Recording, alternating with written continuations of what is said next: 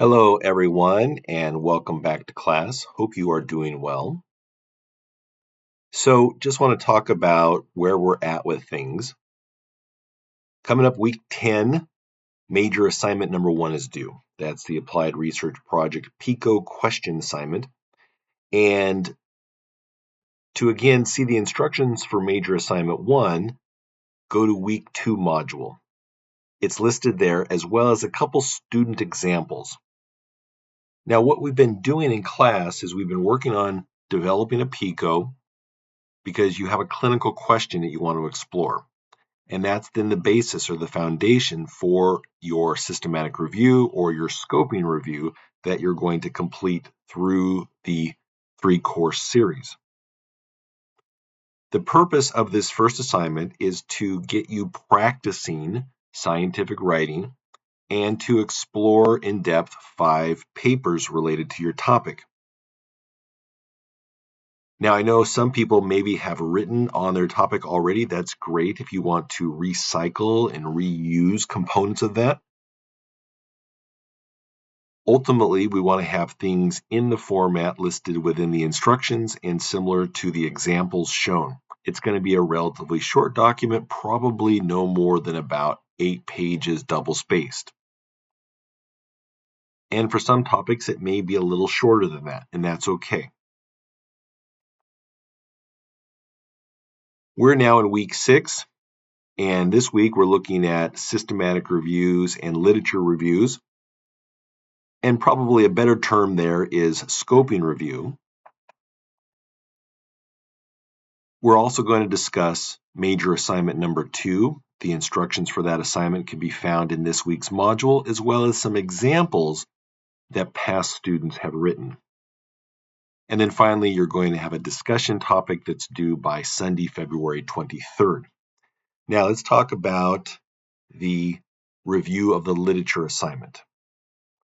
So this is going to allow you to continue to build upon your writing in this class and to further your development or your understanding of the literature related to your topic. And much of what you write may be used and continued in the systematic review or the scoping review.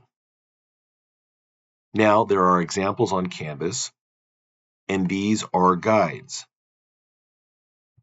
Here is the instructions, and again, this is for you to further develop skills that are critical to all medical writers and researchers. For this assignment, you write a thorough, focused review of the literature to provide the background information necessary for preparing and moving your project forward. The review should be concise and highly relevant and focus specifically on your chosen topic in order to best assist you with the development and execution of the project. Keep in mind this review is meant to provide an overview of the topic area, not to specifically address your final paper, which we will continue in ARP 2 and 3. Also, if you can, or you should, not if you can, you should list 3 members for your dissertation, their name, credentials, and current employment/position, and their main areas of expertise that will lend to this project. So what does that mean? That means talking to your PA faculty, talking to other professionals that are experts in the area. Probably the majority of people that are on committees are members of the PA faculty. I've served on committees, especially those related to rehabilitation topics, but I also enjoy nutrition topics and can provide, I think, good feedback regarding just overall kind of development of your story. So I think if you went to last year's symposium, I may have been on 40 to 50% of the projects. But who you choose should be there to support your particular topic. Ideally, you're going to have a chair, and we'll talk more about this in the future. You're going to have a chair or a lead person that's going to be your kind of point person that you go to, content expertise. You may have other individuals who are also content expertise individual. Sorry, I get a little tongue-tied there. I was up almost 24 hours yesterday. I flew back from Houston. It was a professional conference down there. And, with the time change and a lot of the flight-related issues, it was a long night. So I'm trying to get my talking back here the right way. What I was trying to say is you've got your lead person, your chair, who is the person that you're going to be doing a lot of interactions with. They're going to be your main content expertise person. Your other two individuals could also be content expertise individuals, or they might have expertise in other areas that are kind of adjacent to your main topic, or they could be people that you like working with and who are also good at critiquing and editing papers. So I think that's a very important thing to think about. Now, this is going to be due Sunday, May 4th. And here's a general breakdown of the scoring rubric. And like I mentioned before, you can find some examples. Here is one where an individual looked at ketogenic diet on young adults with schizophrenia and the ability to reduce psychotic symptoms. And so as you go through, you're just going to get a sense of the review of 5 different papers and kind of a conclusion at this point in time. This is going to obviously be a little bit different than the final dissertation that you create, but this allows us to continue to search the literature, to practice our writing, and to deepen our understanding of the topic. So as I said before, there are examples on Canvas. We just looked at that one there related to the ketogenic diet. Now, your final dissertation project is the creation of either a systematic review or a scoping review. This class, we're practicing writing with both the Major Assignment 1 and Major Assignment 2. Now, a systematic review and a systematic review of the meta-analysis, ideally, those are for topics that have a lot of randomized controlled trials. That's an ideal systematic review. Now, yes, there are systematic reviews that maybe don't have randomized controlled trials included in them, but it's ideal if you have mostly RCTs. A lot of you, maybe your topics are more appropriate for a scoping review.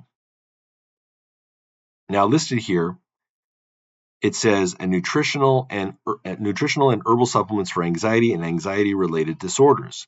Going just off of that title alone, it's more like a scoping review, because with a systematic review, you're trying to answer one thing. Here we're looking at the DASH diet and its effectiveness on blood pressure reduction in adults with or without hypertension.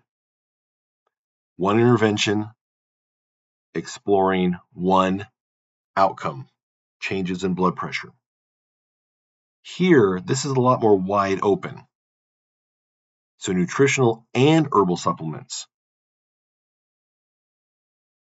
So if there were a lot of randomized control trials on this topic, you can imagine that there might be numerous herbal supplements and numerous other nutritional strategies to address anxiety or anxiety-related disorders. This says systematic review, but probably it would be better if it's called a scoping review. Here's an example of a scoping review title: a scoping review of nutrition health for older adults. Does technology help? And so explored here could be, how does telehealth help?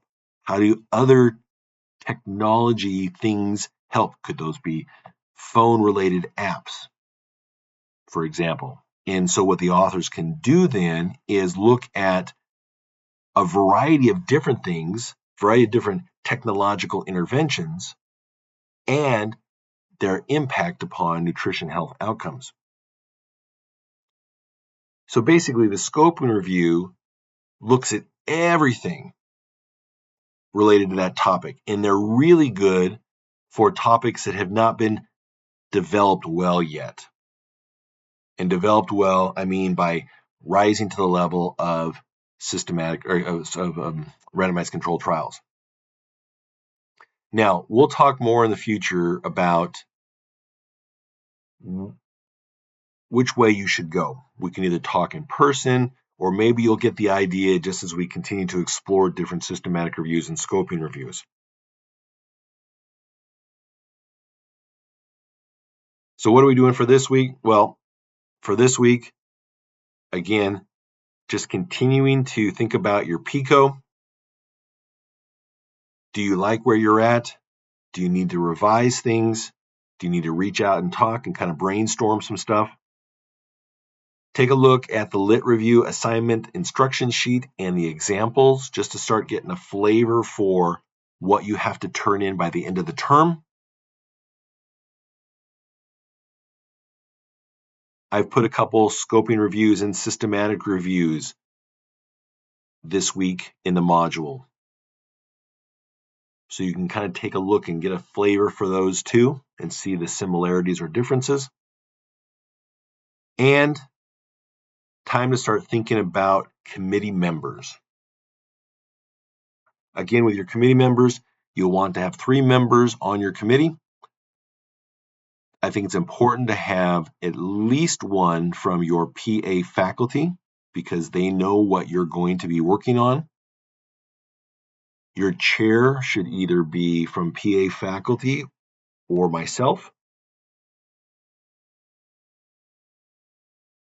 An exception could be made if you have somebody that is a major content expert from the community.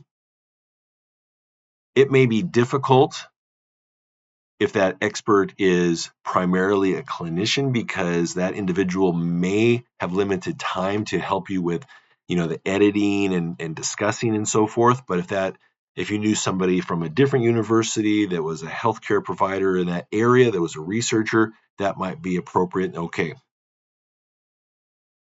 So again, get individuals with content knowledge and individuals who you have worked well with. All right. So as I said, pretty short this week. This is kind of another transition week. It gives you an opportunity to start working on your major assignment number 1 and to address the form for this week. Have a great week.